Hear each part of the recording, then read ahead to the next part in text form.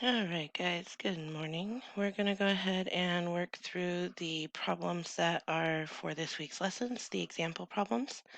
Later next week, I will work through the problems that are most missed on the assignment. All right, so let's go ahead and start with distance formula. We are going to work through everything a little more detailed than normal. A lot of times I would tell you, once you can write it down, go ahead and just stick it in your calculator. However, not all of you have the appropriate calculators, so I will make sure we do it step by step. All right, so conveniently on this, our distance formula is already given to us. It is right here, over here in the corner. So if it's already given to us, we don't have to rewrite it again. That's fine. What we are going to do is make our list and then plug them into the formula. Remember, always list formula substitution. So let's label our x and our y. All right, so we have x1, y1, x2, y2. It does not matter which one's x1, which one's x2, or which one's y1, which one's y2, as long as you're consistent. So what I was doing before was color coding. So let's go ahead and do that.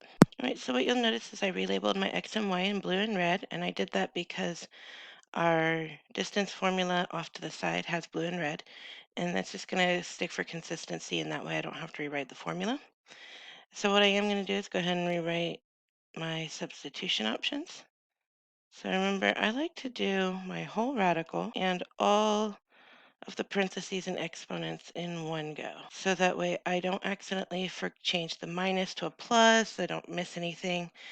And then I'm going to plug in my x1 and my y1 and my x2 and my y2. All right, so according to our formula, our x1 and y1 are in the second position in our formula. So I'm going to put it right here and right here. That's x1 and y1. All right, so I'm going to have my 4, which is my x1, and my 6, which is my y1. Okay, and then next I'm going to put in x2 and y2. So x2 is 7, y2 is 10. And now I'm going to go through and do each part of the math. So remember our order of operations, which is PEMDAS, parentheses, exponents, multiplication and division left to right, addition and subtraction left to right. And for those of you who are unsure, radicals count as an exponent. They fall in with our exponent section. However, because there are exponents inside this radical, we need to handle those exponents first. So make sure you are very carefully following your order of operations, or else you won't get the right answer. All right, so you'll notice I rewrote the distance formula without anything inside the parentheses. I'm going to go ahead and plug in the solutions to what's inside the parentheses as I simplify, because parentheses is our first step. So we have 7 minus 4, and 7 minus 4 is 3. 10 minus 6, which is 4. And so now we got to go through and do the exponents that are inside the radical, because the radical counts as both parentheses or grouping and exponents. So we're going to handle the exponents that are inside the radical first, and then the exponents that are on the and then we handle the radical. All right, so handling the exponents inside the radical, 3 squared is 9, 4 squared is 16. Okay, and then because, again, the radical counts as both a parentheses and an exponent, it's a grouping because everything inside needs to be simplified before it can be broken down any further. So we are going to do the parentheses aspect of it first, which is to combine the 9 and the 16. 9 plus 16 is 25. And now that there's nothing left to simplify inside the radical, it's as simplified as it can get. Now we can treat it as an exponent. A radical is basically just the exponent 1/2. It's the inverse of 2. So we will go ahead and find the square root. And the square root of 25 is just 5. Now, a lot of people would say, but Miss, you've always said that radicals or square roots have both a positive and a negative square root. And that's true.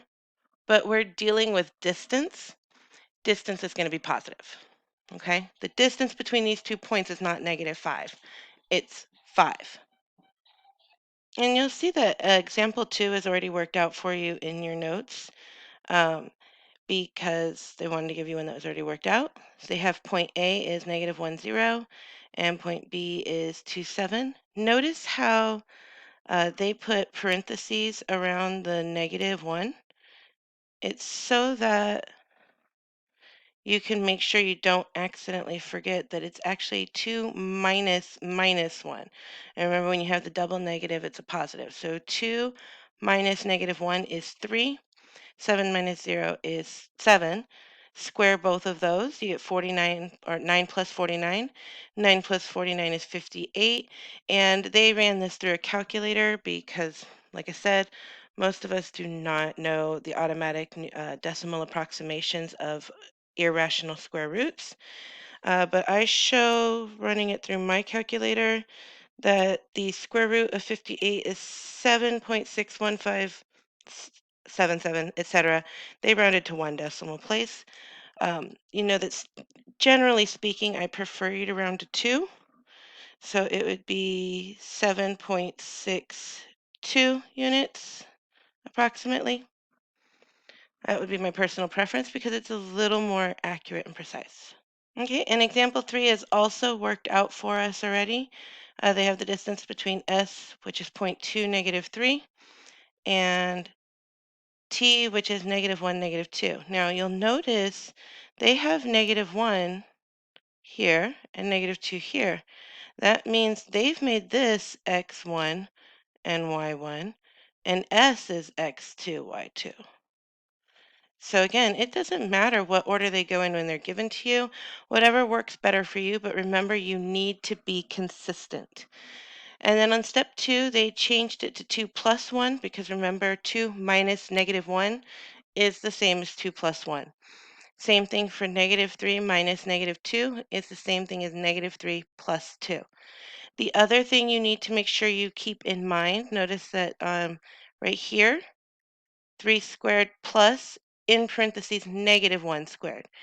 You need to make sure that negative is inside the parentheses, especially if you're running through a calculator. And I know I'm not saying with the square of 1, but for example, if you had -4 squared, remember -4 in parentheses squared is 16. But -4 squared with no parentheses, like this, is -16 because the exponent comes before handling the multiplication and division. And -4 is the same thing as -1 times 4. So we need to make sure we pay attention to the order that we do things in. Okay, so now we're going to move on to lesson 2 for the week, which is slope.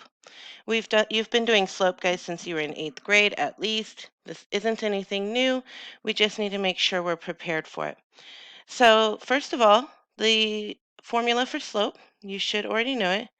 Slope is the change in y over the change in x. Remember that triangle there is the Greek letter delta, which just means this difference or change. The formula we use is y2 minus y1 over x2 minus x1.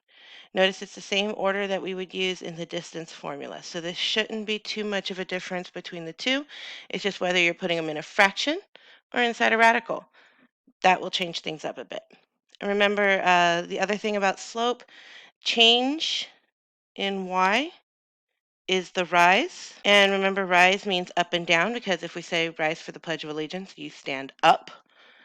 And then change in x is the run. And again, remember that's our horizontal change. If I stood up and ran from my chair to the door, it would be a back and forth movement, left to right, not up and down. I'm not jumping, I'm running. All right. So first thing we need to do on example 1 is make sure that we know what the 2 points are. So we have this point here and this point here. Now, these are the points they picked for us. You can pick any other Perfect, pretty points. Remember, those are the points that go through the grid markers. All right, so the 2 points that we have here, let's look here. We got this one. The x is -3. So we have -3 and -3. All right, so x1, y1.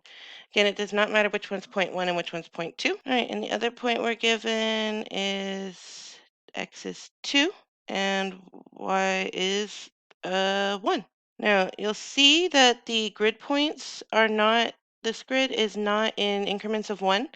This is in increments of 1/2. You need to make sure you're paying attention to the scale on the graph that you're looking at. And this one has been zoomed in that each grid marker is 1/2. So although you might be able to eyeball it and say, hey, it looks like the slope is 1/2 or 3/5. Make sure you're paying attention to whatever the scale is. Okay, that's why it's important that you label what your points coordinates are so that way you don't mess up. It's not as easy as just counting the rise over run. Now you could do that in general.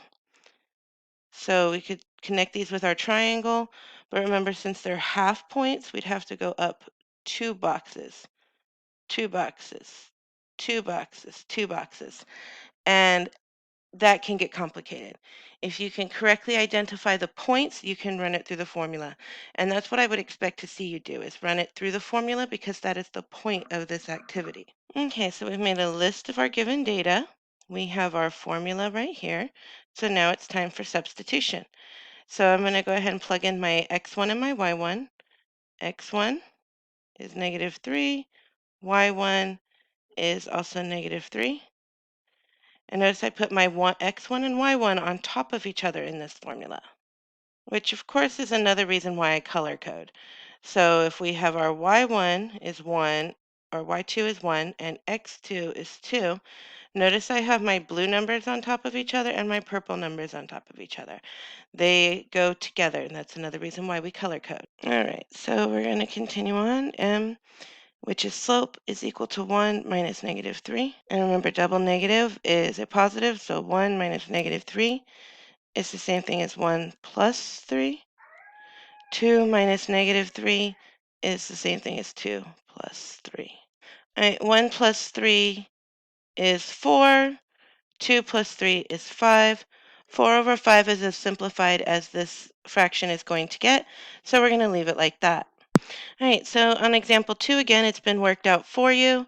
Notice how the first thing they did was identify their points, okay? And then they labeled them x1, x2, or x1, y1, and x2, y2. And then they plugged them into the formula. Again, they have 2 minus -2. They put the -2 in parentheses. Negative, negative is a positive. So that's 2 plus 2 is 4. Same thing with the bottom. 2 minus -3, 2 plus 3 is 5. Now, in example 3, they did not label the points as to whether they were x1 or y1, x2, y2. Now, I would personally have labeled it. So let's see, they have -3 and -2. So that means they made -2, 1, x1, y1, and 2, -1 is our x2, y2. I would highly recommend that you label them because if you don't label them, you are going to run into the problem where you may not substitute the numbers in the correct location. I have seen in the past several of you put the whole first point on top or the whole second point on the bottom. So you would have x1 minus y1 or y1 minus x1. And that's not how it works. So remember, your x and your y's are on separate sides of the fraction bar, and your y goes directly above its corresponding x. Make sure you don't switch them up. And that's again why in problem number 1, I color coded the points. So I had my x1 in purple and my y2, or my x1, y1 in purple, my x2, y2 in blue. And then when I substituted them into the formula, I kept my purple over my purple and my blue over my blue. I do the same thing with the distance formula where you can color code and put So the point 1 is the second point. So for example, in the distance formula, so I'm back on distance formula. I had put my x1, y1 in blue, my x2, y2 in red. That was just because those are the colors they used over here on our distance formula. And then I made sure I had red in the front, blue in the back, same way they had in the formula. So if you color code your formula, color code your points, or at the very least make a very good list, you will have much less difficulty when it comes to plugging the points into the correct locations in the formula. So that's where we're going to wrap up for right now. Again, I will make a video going over the most commonly missed problems from the assignment um, at the beginning of next week. Make sure you get your assignment turned in as soon as possible so that way I can let you know if you need to make any corrections. And I will talk to you all later. Bye.